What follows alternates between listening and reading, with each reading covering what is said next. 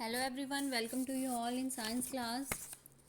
I will study the chapter combustion and flame and some topic we will discuss in last classes, and today we will discuss about fuel. What is fuel? So recall that the source of heat energy for domestic and industrial purposes are mainly wood, charcoal, petrol, kerosene. देखो हम सभी जानते हैं हमें किन चीज़ों से energy मिलती है जब हम कोई चीज़ हीट करते हैं। तो उनमें से जैसे क्या है, वुड है, चारकोल है, पेट्रोल है, केरोसिन है। तो ये दो सबस्टांसेस आर कॉल्ड फ्यूल्स। तो इनको ही हम क्या बोलते हैं, फ्यूल्स बोलते हैं। A good fuel is one which is radially available. तो गुड फ्यूल क्या है, जो रेडियली अवेलेबल होता है। इट इज़ चीप, और ये क्या होता है, थोड़ा सस्ता होता है। इट बर्न्स इजीली, और जो इजीली बर्न होता है in air and moderate rate. It produce a large amount of heat, और जो क्या करता है, लार्ज अमाउंट हीट प्रोड्यूस करता है। It does not leave behind and undesirable substances. और क्या होता है, जो अनडिजायरेबल सबस्टांसेस हैं उसको वहाँ पे यूज करने से जो लीव आउट नहीं होता है उसी को हम क्या बोलते हैं, fuels. There is probably no fuel that would be considered as an ideal fuel. We should look for a fuel which fulfill most of the requirement for a particular use. तो हम कुछ एक आइडियल फ्यूल्स के बारे में पढ़ेंगे जो सारी चीज़ें रिक्वायरमेंट्स को फुलफ़िल करते हैं। तो fuels differ in their cost. देखो हर फ्यूल की क्या होती है, डिफरेंट कॉस्ट होती है। Some fuels are cheaper than others. कुछ क्या होता है, बहुत महंगे होते हैं, और कुछ ठीक नॉर्मल रेंज में मिल जाते हैं। Make a list of fuel familiar to you. अब हमें उन फ्यूल्स की लिस्ट बनानी है जिनको हम जानते हैं। Group them as solid, liquid and gases. और कुछ फ्यूल सॉलिड होते हैं, कुछ लिक्विड होते हैं, कुछ गैसेस होते हैं। In this table you see the solid fuels are like a example coal, and liquid fuels are like a kerosene oil, and gaseous fuels are natural gas like a CNG and LPG. So firstly we will discuss about fuel efficiency. So suppose you were asked to boil a given quantity of water using cow dung, coal and LPG as a fuel, which fuel you would prefer? देखो हम सभी जानते हैं कि हम अलग अलग fuel का यूज करते हैं। जैसे खाना बनाने में ही हम क्या करते हैं, जैसे काव डंग का यूज करते हैं, गोबर गैस का यूज़ करते हैं, कोल जो हम चूल्हे में बनाते हैं, या फिर हम जो सिलेंडर यूज करते हैं एलपीजी। तो हम किस फ्यूल को प्रेफर करेंगे, गिव यू रीजन। हम किसको, हमारे लिए कौन सूटेबल है और कौन सा ईजी होता है, तो उसको हमने लिखना है। You may take the help of your parents. तो आप इसमें अपने पेरेंट्स की हेल्प भी ले सकते हैं। Do this three fuels produce the same amount of heat. और देखो ये तीनों फ्यूल्स क्या करते हैं, same amount of heat produce करते हैं। The amount of heat energy produced on complete combustion of 1 kg of fuel is called calorific value. So what is calorific value?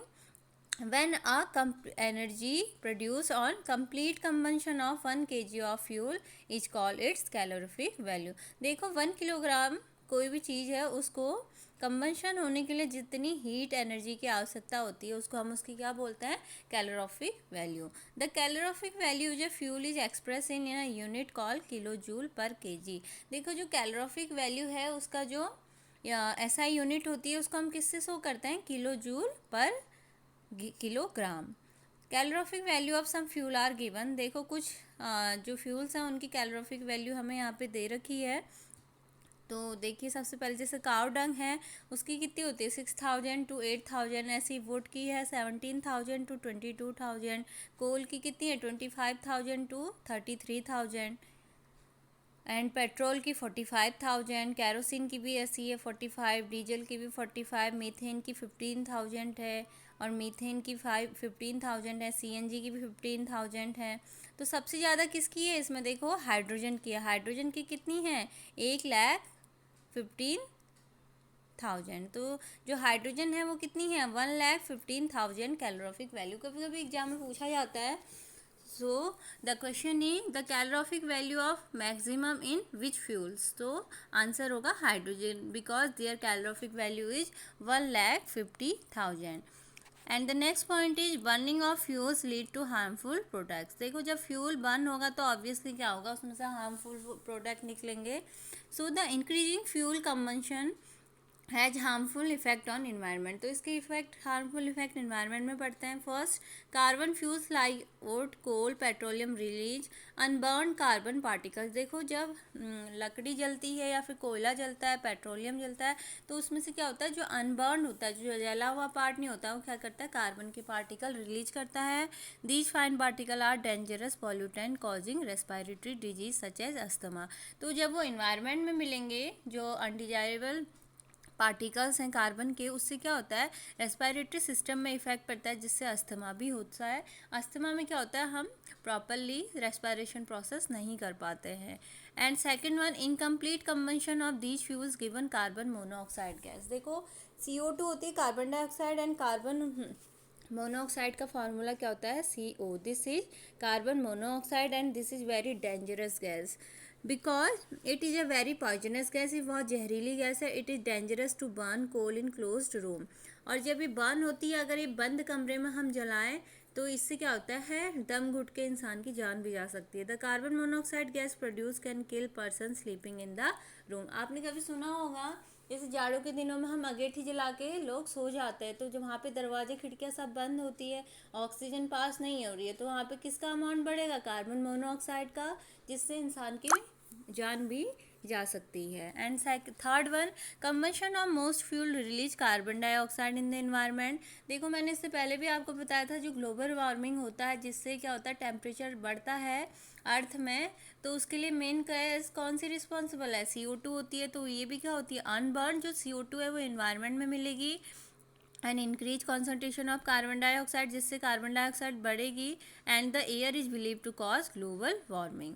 And the fourth one, burning of coal and diesel release sulphur dioxide gas. जब coal और diesel burn होता है, तो कौन सी gas release करता है, sulphur dioxide, SO2।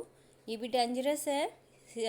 This gas is responsible for acid rain and it is an extremely suffocating and corrosive gas. और ये सफोकेशन भी, दम घुटने लगता है इस गैस से। More over petrol engine give of gas oxide of nitrogen. Petrol से कौन सी गैस भी आउट होती है, nitrogen and oxide. Sulphur and nitrogen dissolve in rain water.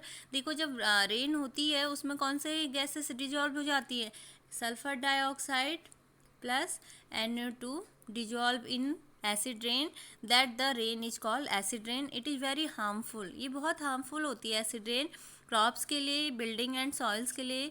You have already learn about in class 7 the use of diesel and petrol as a fuel in automobile is being replaced by CNG। तो इसीलिए आजकल हम क्या बोल रहे हैं, जो natural gas है CNG, उसका यूज करो, compress natural gas, because they are not harmful for any environmental and human. So that's the reason we use the CNG in automobiles, because CNG produce the harmful product in very small amount. ये बहुत कम small amount में produce करती है comparatively petrol and diesel, and CNG is a cleaner fuel. ये क्या है, cleaner fuel. So the chapter is completed. I think you all understand. Today topic, the burning of fuel leads to harmful product. तो आपने देखा कौन कैसे कैसे जो हार्मफुल प्रोडक्ट निकलते हैं जब हम फ्यूल्स को बर्न करते हैं। So the chapter will be completed, and in last we will see this chapter summary, what you have learned.